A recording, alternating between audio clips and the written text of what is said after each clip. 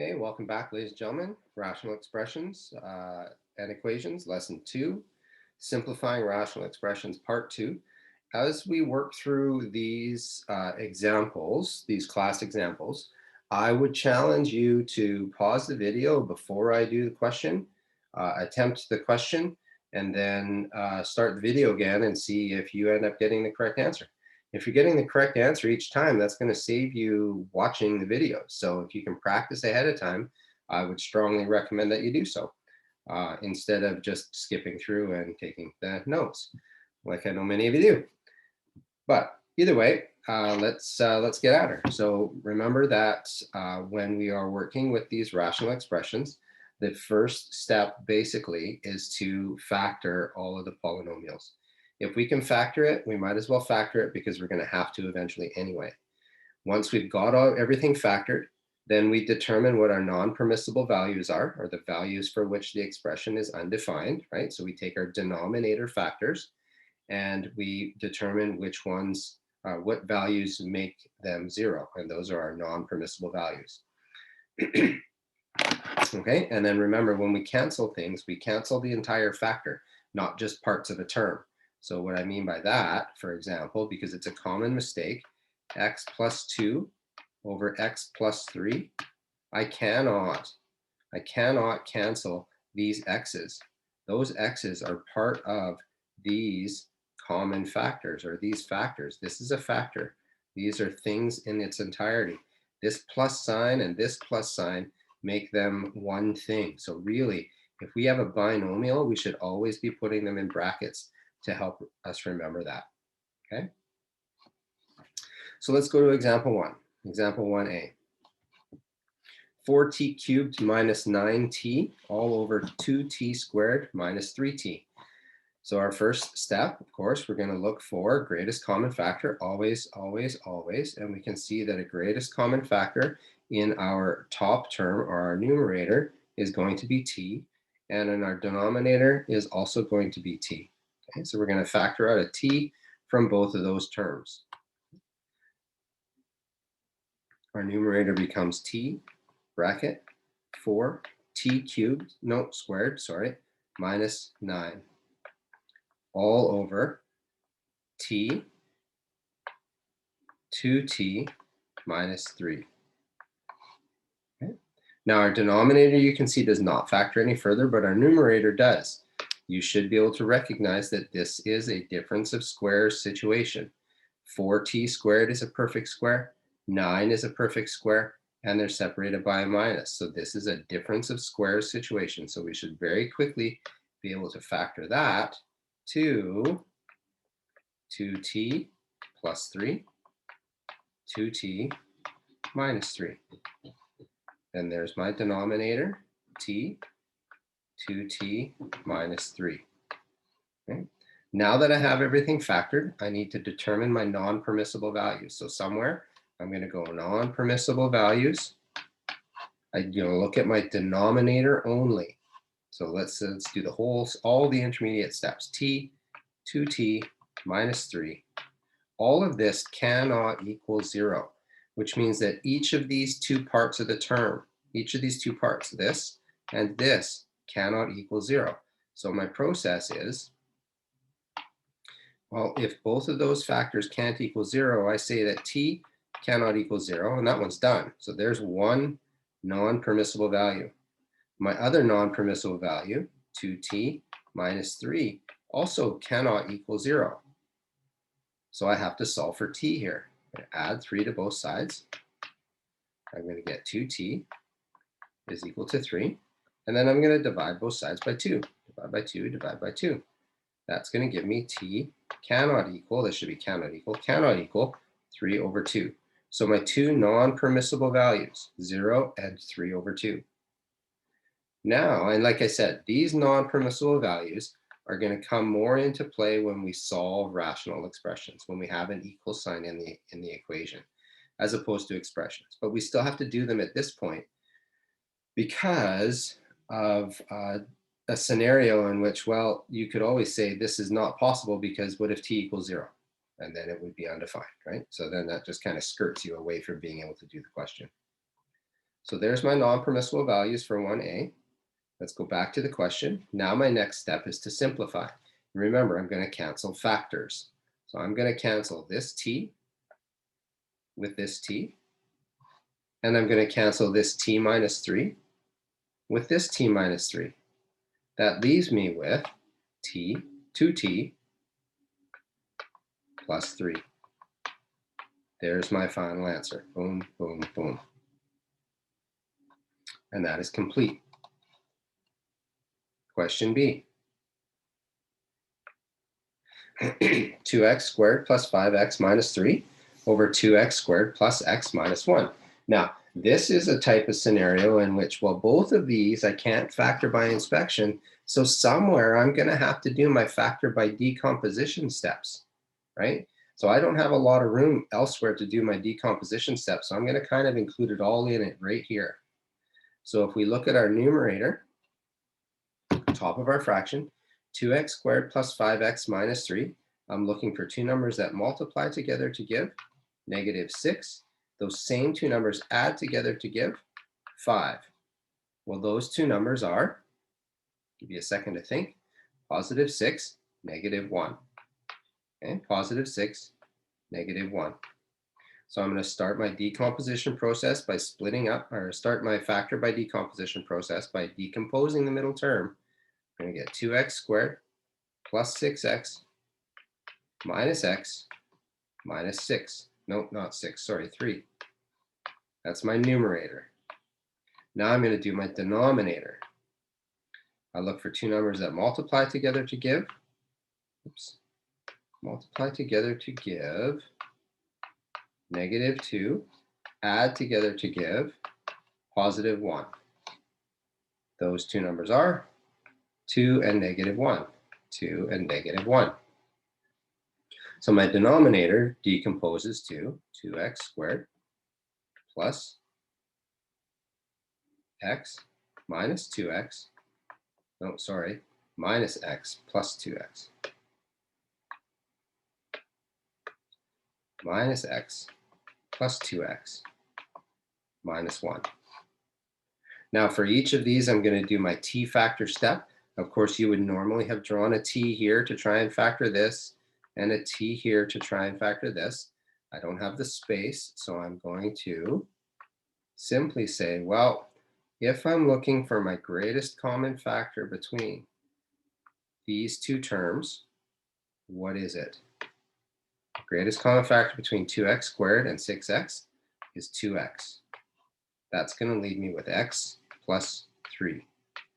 Then I do my greatest common factor between these two terms, -x and -3. Well, that greatest common factor is -1, x plus 3. There's my numerator. Do the same in my denominator. Greatest common factor between 2x squared and minus x is going to be x. That'll leave me with 2x minus 1. My greatest common factor between 2x and minus 1, well, there is nothing, so I take out a 1. Okay, so plus 1 leaves me with 2x minus 1. And again, remember, at this point, this part should be the same as this part, and this part should be the same as this part, which is perfect. So now my numerator is going to factor to x plus 3, the common parts, and 2x minus 1. My denominator is going to be 2x minus 1 and x plus 1. There. Now I have everything factored. At this point, you can't forget that you have to do your non-permissible values. So down here, I'm going to go my non-permissible values. I'm going to look at my denominator only, 2x plus 1, or sorry, minus 1, 2x minus 1, x plus 1. That cannot equal 0. So my 2x minus 1, I'm going to move this up a little bit. I think I've got enough space. Okay, so I take my 2x minus 1. That cannot equal 0, and I solve for x. I'm going to add 1, and then divide by 2. Okay, and then divide by 2. So hopefully you're at the point now where you're starting to be able to do that fairly quickly. So I'm going to add 1. That gives me 2x is equal to 1. Then I divide by 2, divide by 2. That gives me x equals or cannot equal 1 over 2. Then I take my x plus 1 and I do the same. That cannot equal 0. Subtract 1, subtract 1. X cannot equal -1. There are your non-permissible values, the values which make the expression undefined. Now I can go back to the body of my question and I can simplify. Well, you can see that the 2x minus 1 here and here are going to cancel. That's going to leave me with x plus 3 over x plus 1. Of course, I'm going to put those in brackets just because. Try and get into that habit. So some of these questions take a long time to do because we have to factor everything. So like I had said before, when we were doing the factoring unit, it's really important that we get a good grasp on how to factor and factor fairly quickly, because we need that skill or those skills in order to do all of our work through this entire unit. Let's move on to question C. Question C, a squared plus 2a minus 8 all over a to the 4th minus 20a squared plus 64. I'm going to factor this. I can factor my numerator, the top of mine, by inspection.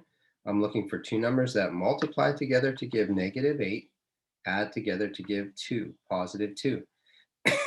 Those numbers would be positive 4 and negative 2. So I can quickly go straight to my binomial brackets, a plus 4, a minus 2. Done.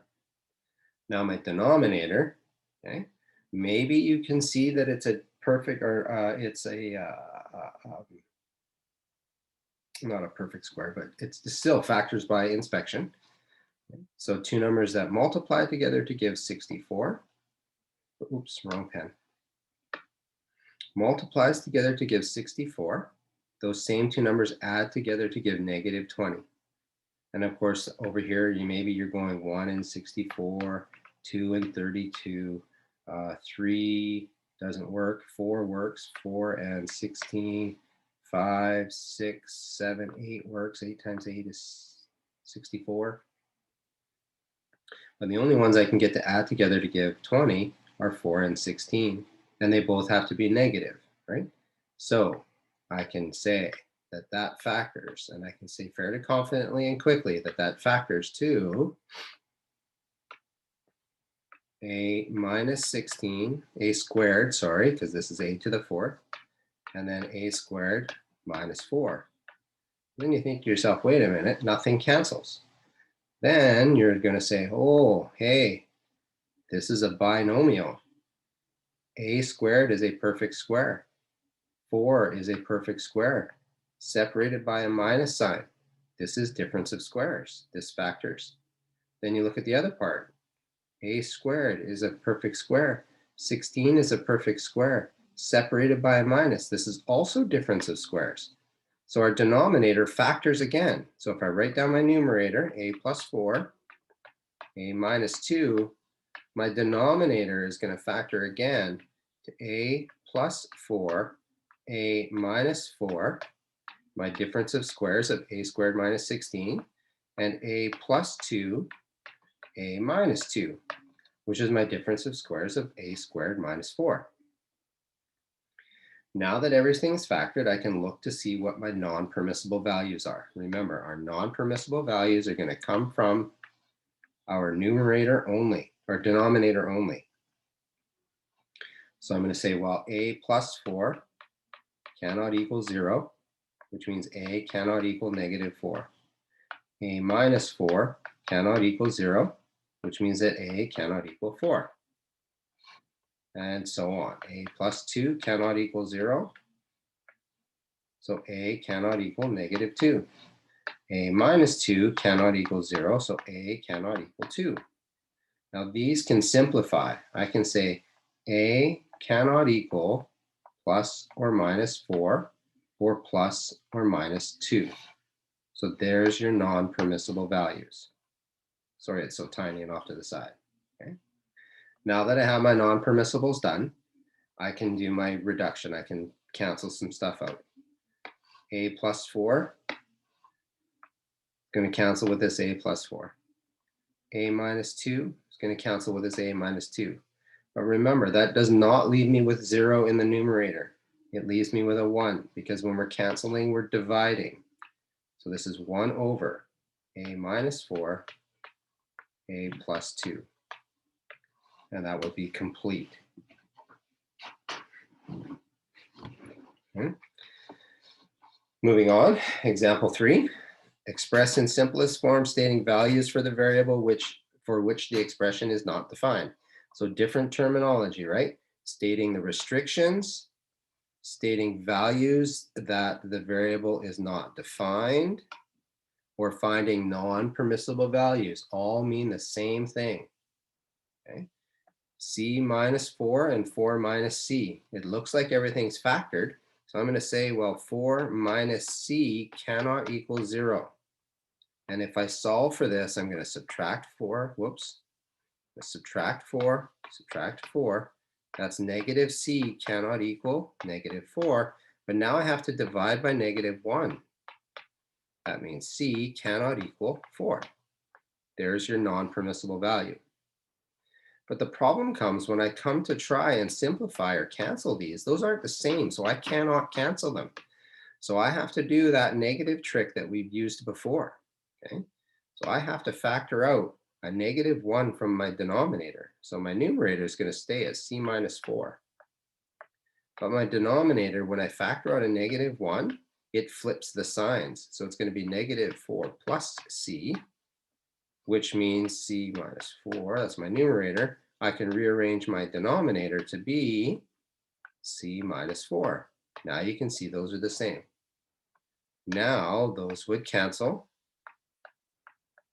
Again, leaving me with 1 in my numerator, which leaves me with 1 over negative 1, which is just negative 1. Final answer. Question B. 2p cubed minus 4p squared. 2p cubed minus 4p squared over 16 minus 8p. Now, you can see that we're going to have to do some factoring in both the numerator and the denominator. But looking at the denominator, you can see that it's backwards to what we really want it to be, right? We don't want that to be like that. Well, I don't want that to be like that. So I like to factor out a negative in that denominator to reverse it, to get it back the way it should be, or the way we're used to looking at it. So when we go to factor this, obviously in my numerator, I'm going to factor out a 2p squared. 2p squared. That's going to leave me with p minus 2. In my denominator, I'm going to factor out a negative 8. And watch what happens. If I factor out a negative 8, I'm going to get negative 2 plus p. And when I rewrite this, my denominator is actually p minus 2. Just rearranging, right? Now that everything's factored, I can do my non-permissible values. And doing this does not affect your non-permissible values, by the way, okay? So p minus 2, I don't have to worry about the negative 8 in my non-permissible values because it has no variable attached. So it really doesn't matter. It doesn't make any difference. So it's just this p minus 2 part.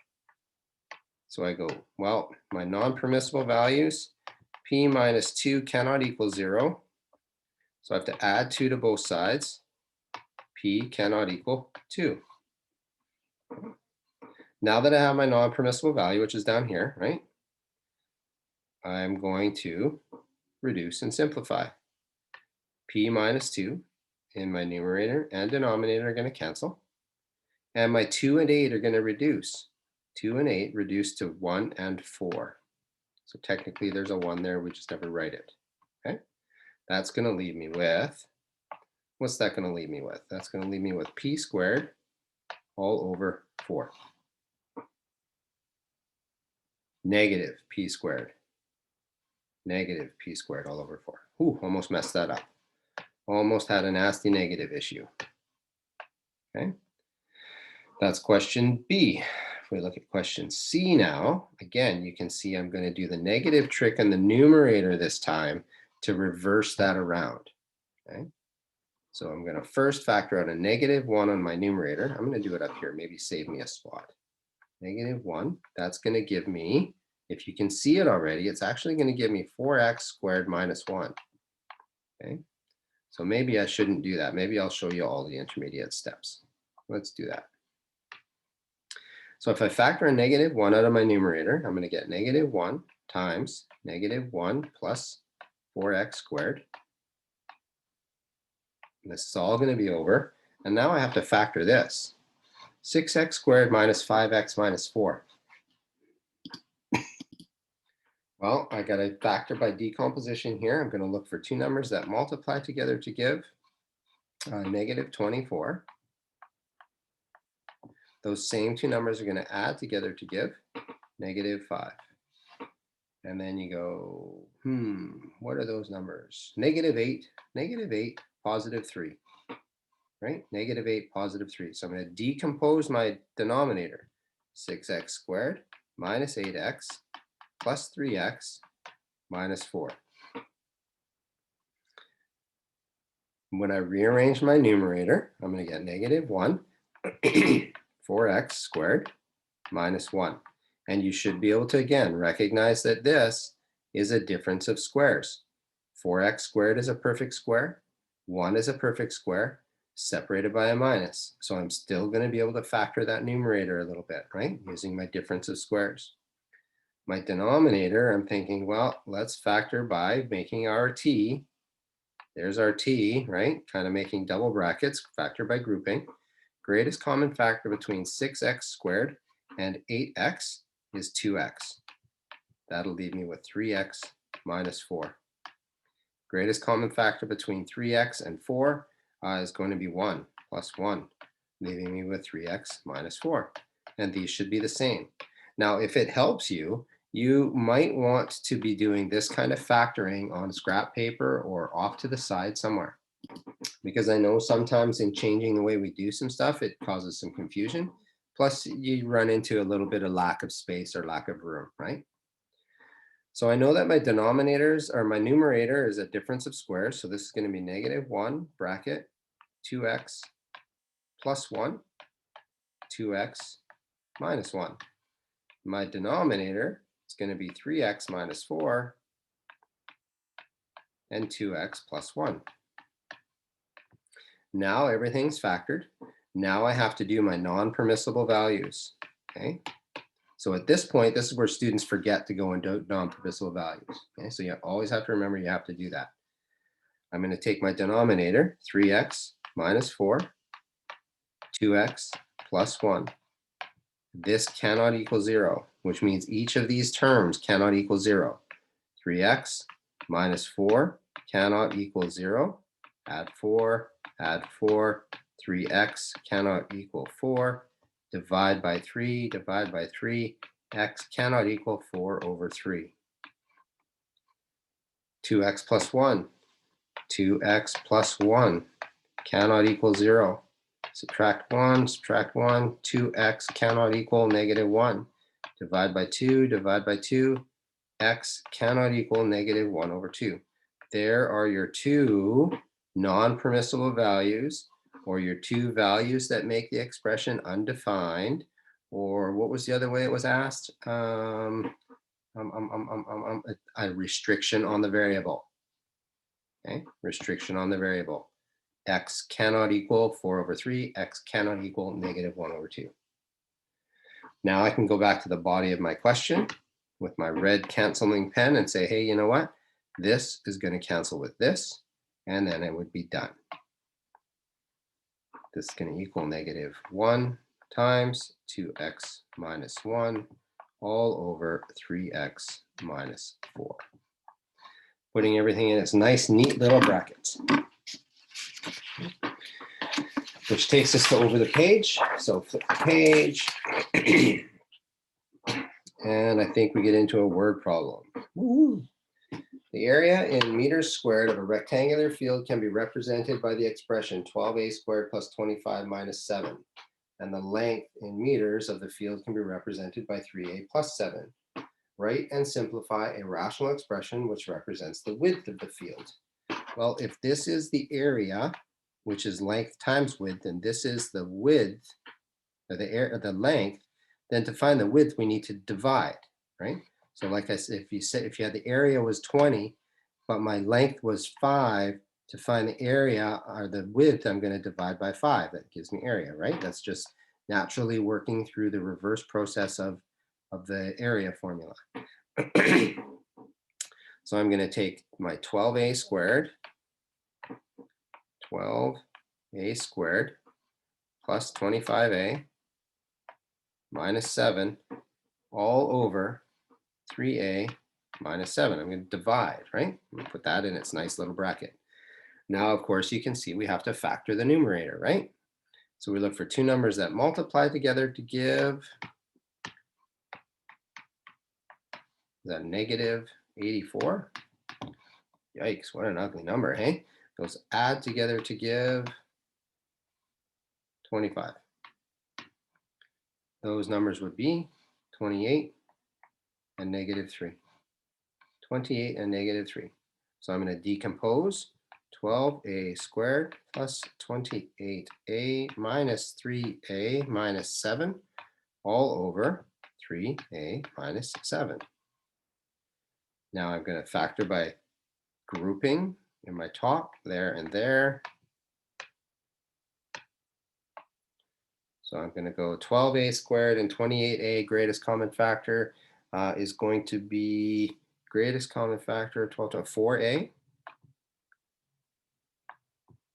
That's going to leave me with 3a plus 7. Perfect. Greatest common factor of negative 3a and minus 7 is minus 1. That's going to leave me with 3a plus 7. Woohoo! All over 3a minus 7 brackets. My factors in my numerator are 3a plus 7, 4a minus 1, all over 3a minus 7. So, oh, minus 7, minus 7. What did I do wrong? What did I do wrong? You're probably screaming at me. I know Maddie's screaming at me because I made a mistake somewhere. Where's my mistake? Oh, my mistake's just a simple one. That's okay. This is not 3a minus 7. It's 3a plus 7. So this should be a plus, plus, plus, plus. Good. Now things cancel. 3a plus 7, 3a plus 7 cancels. That means my width is 4a minus 1. Okay. And of course, we should do a non-permissible value somewhere too, provided that a cannot equal what? 3a plus 7 cannot equal 0. 3a cannot equal negative 7. A cannot equal negative 7 over 3. There. Question B. If the perimeter of the field is 54, determine the value of A. The perimeter is 54, determine the value of A. So perimeter, remember, perimeter is equal to 2 length plus 2 width. Or in this case, 54 is equal to 2 times my length, which was 3a plus 7, plus 2 times my width, which was 4a minus 1. Expand and simplify and solve for the variable. We have an equation with one variable. This is solvable. Okay, so I'm going to go 54, and I'm going to do some bombing here. In, and then I'm going to combine my like terms. 6a plus 14 plus 8a minus 2. 54 is equal to 14a plus 12. Subtract 12 from both sides.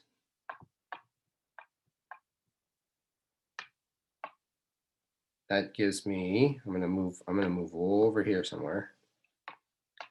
That's going to give me 42 is equal to 14a divide by 14, divide by 14. That should give me 3 is equal to A. So there's your value of A, 3.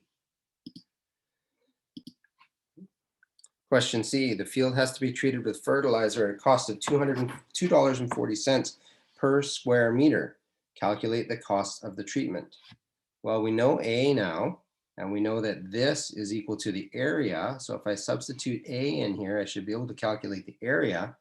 Once I have the area, I can calculate it by the cost per meter squared to get the total cost. So I go 12A squared plus 25A minus 7, and I'm going to put 3 in for A. 12, 3 squared plus 25 times 3 minus 7. 12 times 3 times 3, which is 9. 12 times 9 is 108 plus 75 minus 7. 108 plus 75 minus 7 is 176. Of course, this would be meters squared because it's area. I'm going to multiply by my dollar figure of $2.40 per meter squared, Okay, and by unit analysis, these will cancel. That leaves me money. Okay. So when I multiply that out, I get $422.40. Oh, one line in dollar sign. I'm in a big argument with a student one year at that. One line. Which brings us to our last example, example number 4, where we have polynomials in which we have 2 variables, right? Doesn't make anything different. The only thing that gets a little bit tricky sometimes is representing our non-permissible values. So our non-permissible values, when we have 2 variables, aren't going to be a single nice little number like this one. It's going to have both variables in it, and you'll see when we do it, okay? X plus y over x minus y. There's nothing we can actually do to simplify this. So this is actually as simple as it gets. But we still have to calculate or figure out our non-permissible values. Now here it says calculate your non-permissible values for x in terms of y. That means find your non-permissible values for x only. Sometimes some books will ask you for x and y, but I think right now this book is just in terms of x. So whoops, which means we take our denominator, x minus y, that cannot equal 0, and we solve this for x. So we add y, x cannot equal y. There's your non-permissible, okay? Or the value that makes the expression undefined, or the restriction on the variable. Question B, x plus 5y over x squared minus 25y squared. You should immediately recognize that's a perfect square. That's a perfect square. And they're separated by a nice minus sign, right? Therefore, this is difference of squares. Should quickly be able to factor that to, there's my denominator, or my numerator. Whoops, if I could write it not messy. X plus 5y all over x plus 5y, x minus 5y. Factoring the bottom fairly quickly because it's difference of squares. Now I'm going to think about my non-permissible values. Say, well, that's my denominator. That means x plus 5y cannot equal 0. X minus 5y cannot equal 0. And I solve for x. So I subtract 5y. Subtract 5y.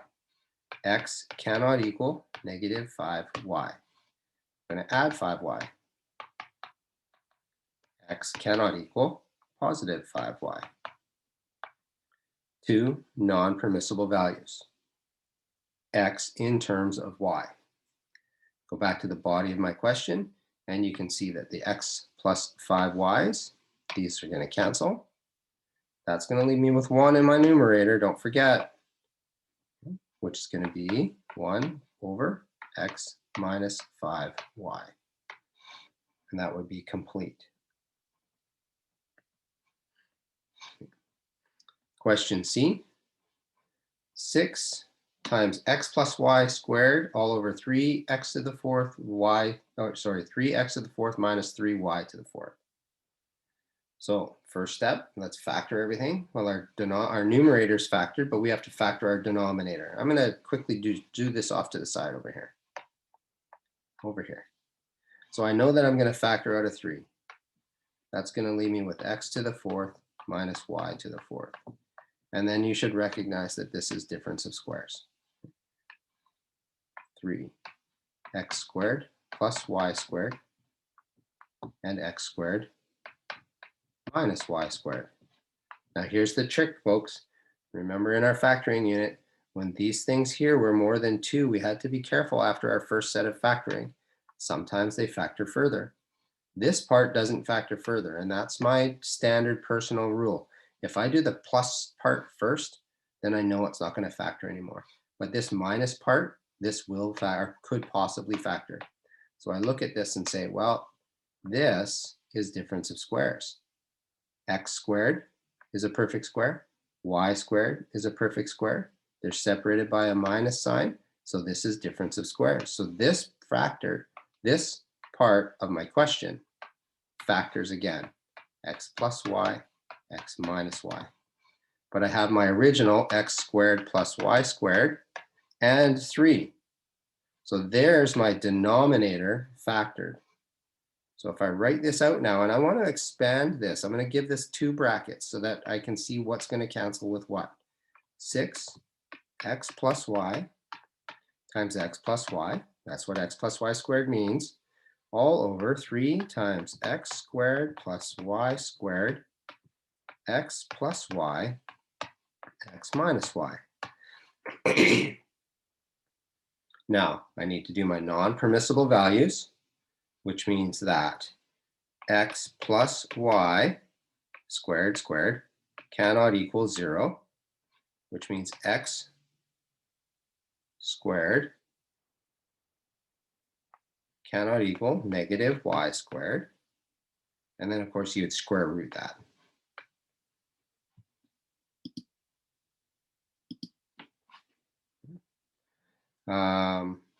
Except you can't do that, right? Because we can't square root a negative value.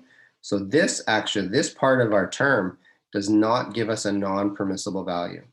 So when we get to that point, we can just ignore that one. Then I have x plus y cannot equal 0, which means x cannot equal negative y.